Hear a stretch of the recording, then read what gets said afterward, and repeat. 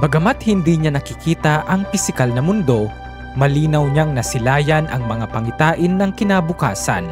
Isang bulag na mistiko mula sa Bulgaria ang nakilala sa buong mundo bilang si Baba Vanga, ang babaeng tinaguriang isa sa pinaka-nakakakilabot na propeta ng makabagong panahon. Para sa ilan, siya'y huwad. Para naman sa iba, siya'y banal. Ngunit kahit ang pinakamahigpit na kritiko ay hindi maipaliwanag kung paano tila nagkatotoo ang napakarami sa kanyang mga hula mula sa sakuna ng Chernobyl hanggang sa trahedyang sinapit ni Princess Diana hanggang sa pag-angat ng kauna-unahang African-American na Pangulo ng Estados Unidos. Ang kanyang mga salita'y umalingaw-ngaw na parang mga aninong dumadaloy sa paglipas ng panahon. Kaya't tara at ating alamin at silipin ang mga nakakakilabot na prediksyon ni Baba Vanga sa taong 2026. Kaya't, simulan na natin. Ngunit bago yan, kung bago ka pa lang dito sa ating channel at interesado ka sa ganitong mga content na tumatalakay sa siyensya, discovery, conspiracy, kakaibang pangyayari, katatakutan at iba pa, ay pakipindot mo na din ang subscribe at bell button para lagi kang updated sa mga bagong uploads ko. Maraming salamat po. Pumanaw si Baba Vanga noong 1996, ngunit ang misteryo ng kanyang mga propesiya ay patuloy na lumilitaw at nagiging palaisipan sa karamihan at patuloy na nagdadala ng babala para sa mga taong darating, sa mga panahong hindi na niya naabutan. Number 10. Pagkontrol sa kalangitan. Binalaan ni Baba Vanga na darating ang panahong hindi na kalikasan ang may kontrol sa bagyo, ulan at tagtuyot, kundi ang sangkatauhan na mismo bunsod ng mga imbensyon nito. Noon ay tila imposible ito, ngunit ngayon, mismong mga gobyerno at siyentipiko ang umaamin sa mga eksperimento na tinatawag na geoengineering. Isang patunay dyan ay ang cloud seeding na nagpipilit na magdala ng ulan mula sa tuyong kalangitan. Ang mga proyektong tulad ng HAARP ay matagal nang inaakusahan na pinakikialaman ang ating atmosfera. Kung totoo ang kanyang pangitain, sa taong 2026, hindi na likas ang panahon, kundi sandatang pandigma. Isipin mong ang kalaban mong bansa ay nagpadala ng tagtuyot sa iyong mga bukirin o naglalabas ng bagyo upang salantahin ang iyong bayan. Sinasabing ang digmaang may bala ay nagiiwan ng peklat. Ngunit ang digmaang may bagyo ay maaaring magdala ng delubyo at malawakang pagkawasak ng buong henerasyon. Number 9. Ang wakas ng pisikal na pera. Isang mundo raw ang darating na mawawalan na ng halaga ang papel na salapi. At ngayon, malinaw na dahil ang cryptocurrencies, digital payments at central bank digital currencies ay unti-unti nang pumapalit sa pisikal na pera. Ngunit ayon sa kanyang propesiya, pagsapit ng taong 2026, halos ganap nang mawawala ang perang hawak sa palad. Mananatili itong mga numero lamang, kontrolado, minomonitor at madaling isara. Isipin mong kayang patayin ng isang utos mula sa gobyerno ang iyong access sa iyong sariling pera. Ngunit ang tanong ngayon, tayo ba'y patungo sa kalayaan sa pamamagitan ng teknolohiya o tayo ay papunta sa pagkakagapos dito? Number 8. Mga sandatang biological sa Europa. Isa sa mga pinaka-nakakakilabot na hula ni Baba Vanga ay ang di umano paggamit ng isang makapangyarihang bansa ng mga biological weapons sa Europa. Sa mundo ngayon na ginigimbal na ng pandemya, tila ba hindi malayong mangyari ito? Hindi sinabi ni Baba Vanga kung anong bansa ang may kagagawan, ngunit ang malinaw, ito ay di umano manggagaling sa Europa. Ang labanan ng hinaharap, baka hindi na mga tangke o missile ang gamitin, kundi mga virus na kumakalat sa hangin mula sa katawan patungo sa katawan ng iba, mula sa lungsod patungo sa ibang lungsod. Isang digmaang hindi mo nakikita, ngunit mararamdaman ang epekto ng lahat. Number 7. Ang pagbagsak ng moralidad. Ayon kay Baba Vanga, Darating ang panahong hindi na malalaman ng tao kung alin ang tama at mali.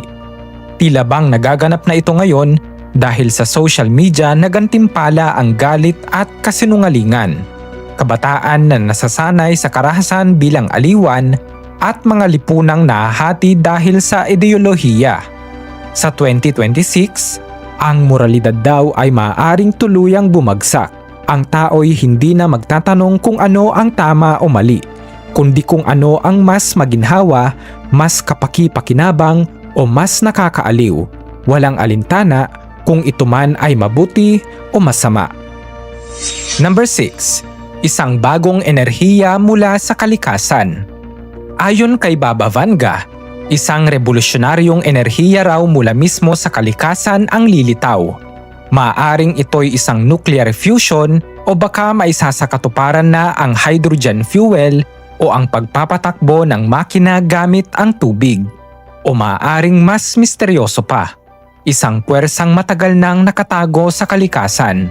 Kung ito'y magkatotoo, ang sangkatauhan ay hindi naaasa sa langis o carbon. Ngunit tulad ng lahat na makapangyarihang tuklas, kanino ito mapupunta? Sino ang makikinabang? At sino ang maiiwan sa dilim? Number 5. Tubig na mas mahal pa kaysa sa ginto.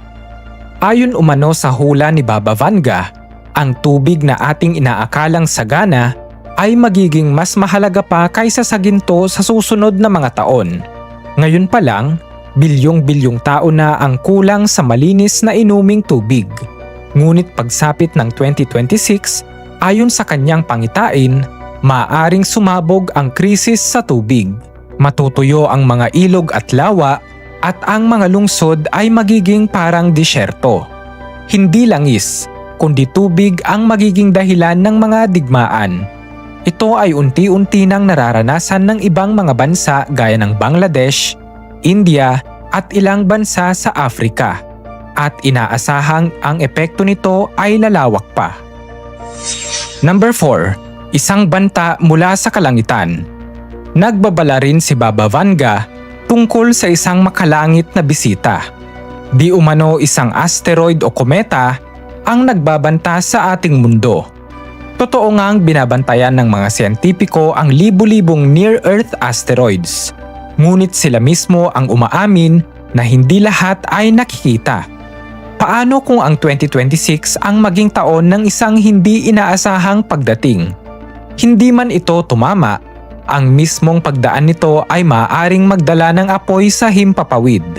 At kung hindi ito lumihis, maaaring ang kasaysayan ng mga dinosaur ay muling maulit. Ngayon ay ating kasaysayang magiging alaala na lamang. Number 3. Pagpapalaki ng tao sa laboratorio.